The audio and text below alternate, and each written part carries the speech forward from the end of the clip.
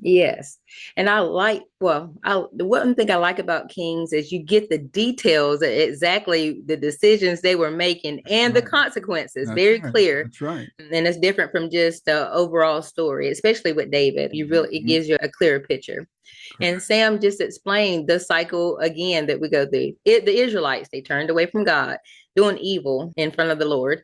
And then they faced the consequences of oppression, defeat, exile, cry out for help, but it led to them being more fearful of the judgment than God and Mm. continued to be disobedient.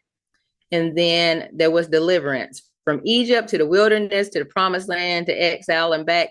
I mean, there were so many times that God delivered them, I couldn't list it. And Yeah. he continues to help. And the Israelites continue to go through the same cycle even to this day. We don't learn. Right. We don't learn. We don't learn from our mistakes. Everybody, you should learn from your mistakes, but we don't learn from our mistakes, unfortunately. Right.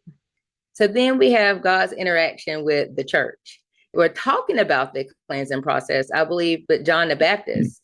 And then we get to Pentecost and Acts with the Holy Spirit and the baptism. You can read about that in 1 Corinthians 12. We had the character development, and the church started in Jerusalem in churches. They were all together, communal.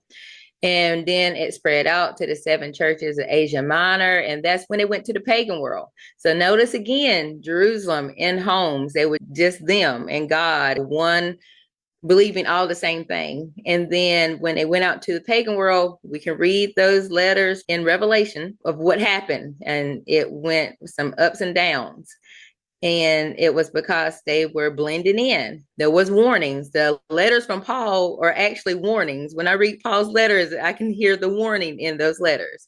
Uncover the mystery of Adam and Eve's nakedness. Unravel the ambiguous connection between the Hebrew term for naked and the serpent's subtlety. Join us for this free mini-course and gain a profound new perspective on biblical Hebrew. TheExplanation.com/naked